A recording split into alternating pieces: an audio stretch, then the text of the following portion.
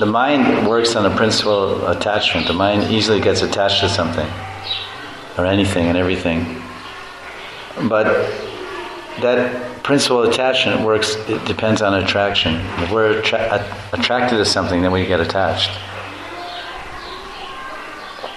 And it's very easy for the mind to think of something we're attached to or attracted to.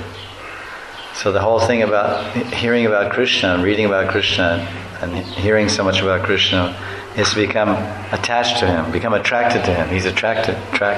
He's very attractive. So when we're attracted, then automatically the mind runs to whatever you're attracted to.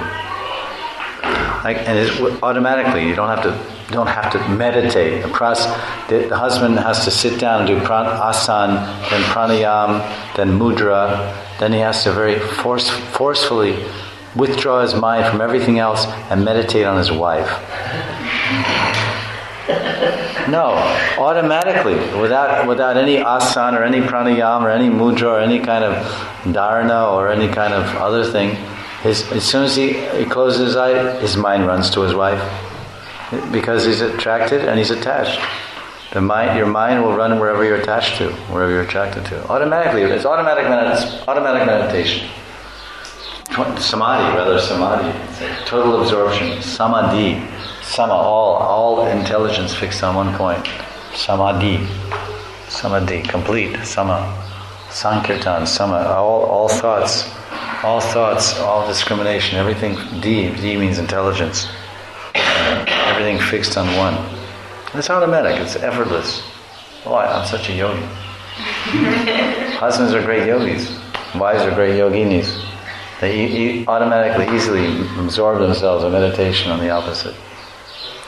So we have to become attracted to Krishna. And that attraction will come by hearing about him. Hearing about his Nam, Rup, Guna, Lila. Chanting his name, hearing about him.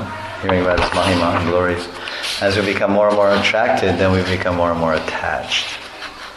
Attachment grows by association. The more you associate with someone, the more you become attached. When you first got married, you weren't that attached to your husband. But now it's impossible to get detached. You're cemented together like araldite. You're stuck on each other. At least, hopefully. So Krishna is like that. You have to, just like guru or anything. The more you associate with someone, if there's some attraction, which means liking, it's called rag and dvesh. If there's some rag, some attraction, some liking, and you continue to associate with that object of liking or rag, then becomes rati, becomes asakti, becomes attachment. So if you like the guru, you have some rag for the guru, and then you associate more and more, then you become attached. Right?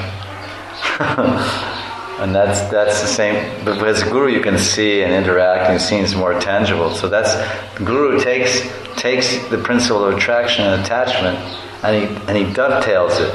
He folds the dovetailing.